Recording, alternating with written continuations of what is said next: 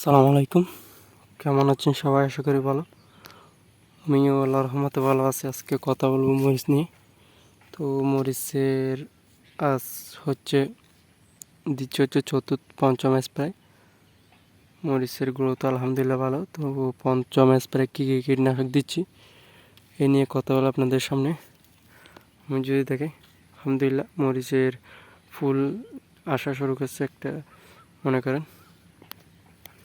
তো আজকে মাকড়ের জন্য 3টা কীটনাশক একসাথে দিচ্ছি, কারণ মাকড়ের সমস্যা করতেছে অতিরিক্ত।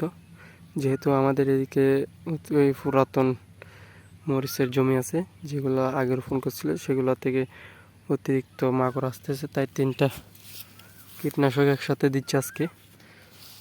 আলহামদুলিল্লাহ মরিচের গ্রোথও ভালো। যদি দেখে আরেকটু দেখে বিষে আসা শুরু করছে, মরিচের গ্রোথ একটু কম হলেও এই মরিচ আলহামদুলিল্লাহ এখন পর্যন্ত সুস্থ। চাই আপনারা অবশ্যই বর্ষাকালীন যে মরিচ চাষ করতে হলে অনেক সতর্ক বা অনেক কিছু মেনটেন করে রোপণ করতে হবে, কারণ বর্ষার সময় অতিরিক্ত মাকড়, থ্রিপস এগুলো আক্রমণ করে। তাই আপনারা সঠিক টাইমে সঠিক পদক্ষেপ নেওয়ার চেষ্টা করুন।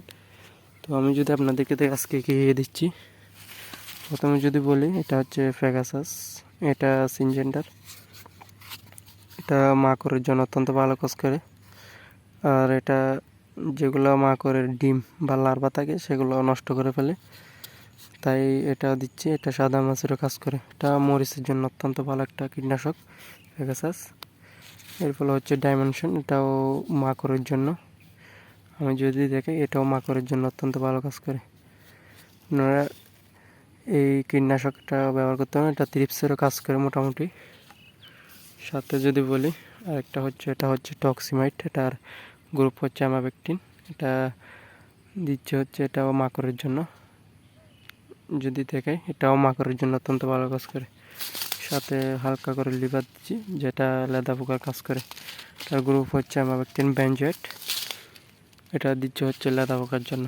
তো এই 3টা কীটনাশক আসছে একসাথে দিয়ে দিচ্ছি। যদি বলি এই ডোজটা একটু কমিয়ে দিবেন।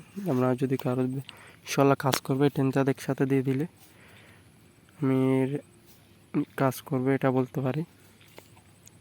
তো এটা দেওয়ার সময় একটু খেয়াল করে দেবেন, 1/2 মিলি করে দিয়ে, এই এটার মনে করেন প্রতি লিটার 1/2 মিলি 3টা দিয়ে দিবেন। একটু ডোজ কম করে দিবেন, যাতে গাছের কোনো সমস্যা না হয়।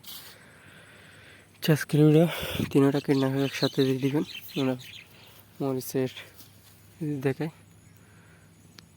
আলহামদুলিল্লাহ মরিচ একটু লম্বা রোপণ করা হয়েছে। আমার এদিকে মরিচের গাছ রেডি হয়ে গেছে, কিন্তু জমি রেডি করতে পারে না বৃষ্টির জন্য, তাই একটু লম্বা হয়ে গেছে। যেটা লম্বা রোপণ করে একটু রোপণ করলেও একটু কোনো সমস্যা তেমন দেখা যাচ্ছে না। অতিরিক্ত ছোটো রোপণ করলেও মালচিং পেপারের গরমে মরিচ গাছ সহজে টেকানো যায় না। আজকের ভিডিও আপনারা চাইলে মাকড়ের জন্য এই 3টা কীটনাশক একসাথে দিয়ে দিতে পারেন। আজকের ভিডিও আশা করি বুঝতে পারছেন। তো পর্যন্ত 5 দেখার জন্য ধন্যবাদ। আসসালামু আলাইকুম রহমতুল্লাহ।